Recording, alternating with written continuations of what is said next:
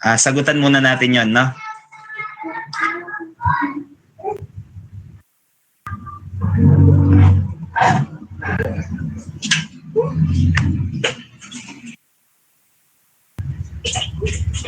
Okay. So, kita ba yung screen?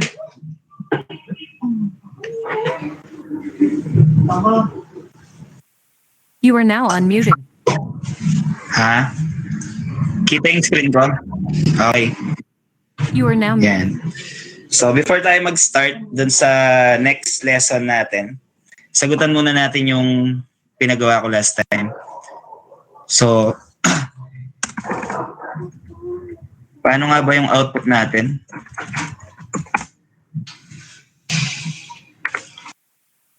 Odd and even numbers yun, di ba?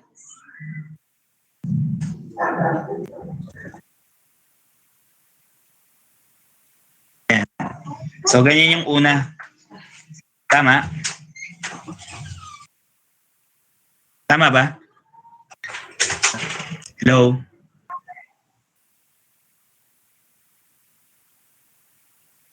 Kita ba yung output? You are now unmuted. Yan, okay. You are now muted. So, ganyan. So, yung ano natin, yung requirements ng program na to, gagamit ka ng nested loop. So, we have 3 types of loop, pero yung gagamitin natin dito sa activity na to is yung for loop na tinatawag. Ha? Okay. So, start natin.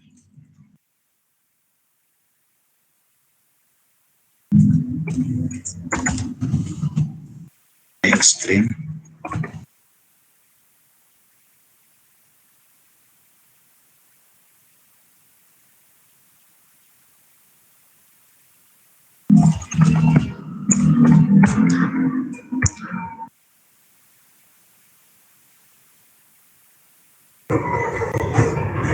Okay. So, gamit tayo ng nested loop for yan siya. Tapos, sa loob ng for loop, meron ding for loop. Kaya siya tinawag na nested loop. Ayan siya. Tama? Ganyan yung structure niya, no? Tama? Sagot naman. Hello? Di ba ganyan yung structure ng pinapagawa ko? Loop inside a loop. Tama? Freshman, tama ba? Ito lang sumasagot. Opo, sir. Dinig ba ako? Hello?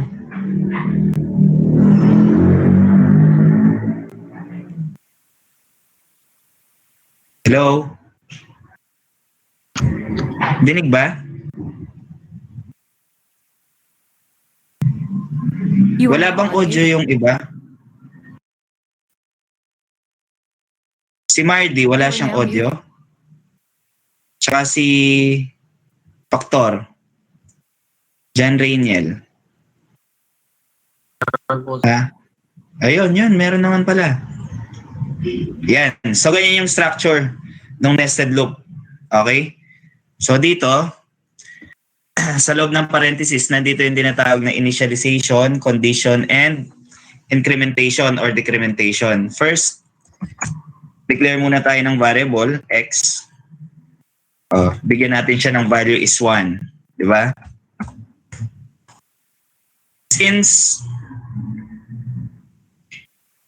ilan to? 3, di ba? So hanggang 3 yan. Less than equal to 3. Then, x plus plus kasi incrementation. Okay. So next, hint y is equals to 1. Y is less than equal. Hanggang ilan to? Hanggang 5 yan kasi 5 numbers kada row. 1, 3, 5, 7, 9. No? So hanggang 5 yan. Less than equal to 5.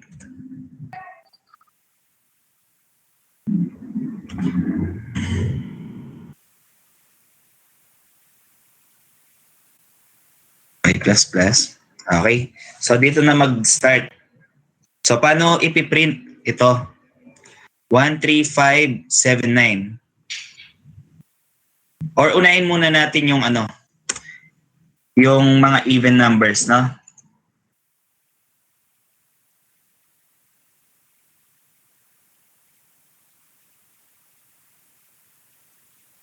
Unahin muna natin to. Yan siya. Even numbers muna, ha? Okay. So, paano yung ipiprint yung even numbers? So, di ba, yung process ng nested loop, uunahin niya muna yung outer loop kapag nag-true yung condition, tatapusin niya muna yung inner loop bago bumalik ulit dun sa outer loop. Di ba? So, simple lang yan. Mag-print ka dito, cout, y, times 2. Ayun siya. O, tingnan nyo to. Int x equal to 1. So, x equal to 1. Si 1 ba, mababa, is less than equal kay 3, which is true. So, gagawin niya yung inner loop. No? O, basahin natin si inner loop. Y is equal to 1. 1 is less than equal to 5. Yes, true. So, cout, anong value ng y? Is 1. 1 times 2. 2 yung sagot. Then, increment, magpa-plus 1 yan. Ang value ng y magiging 2. O, basahin na naman yung condition. Is 2 is less than equal to 5. True na naman. So, value ng y is 2. 2 times 2 is equals to 4.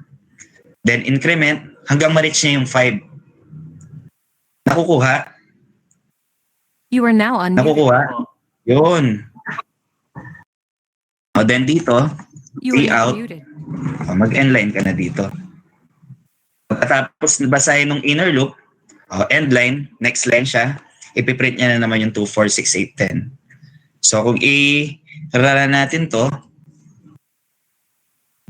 ayun siya. Nakukuha? You are now Nakukuha po. unmuted. Ha? Kasi doon sa ginawa nyo, You are now mostly ang muted. ginawa nyo, kahit dito lang, tignan nyo to. Ang ginawa nyo is cout. Nag-print kayo ng strings. 2, 4, 6, 8, 10. Which is napaka-static. Kahit sa isang single loop lang, kayang gawin niya, no? O, mag-endline ka lang dito. And show. Diba? Nakukuha? You are now unmuted. Ha? Sir. Nakuha yung logic niya? Ha? Opo, sir. Yun. Ayan, no? Simpleng-simple lang. No? So, paano kung gusto kong dagdagan to? Gawin ko siyang 6. Anong papalitan natin? Ayan. 6 na value.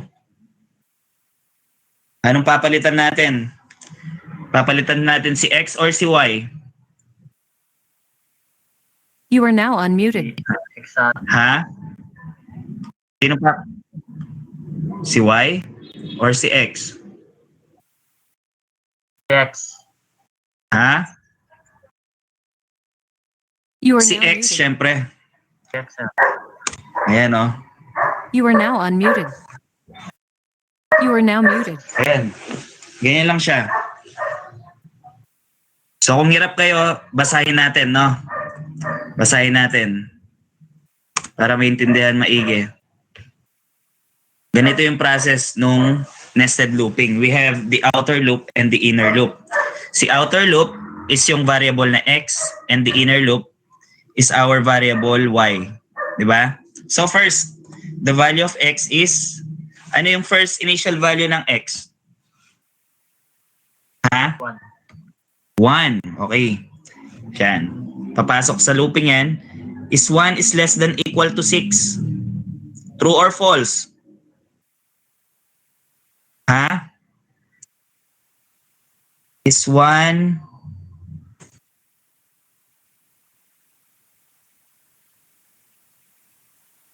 Yan. Is 1 less than 6? Ha? True or false?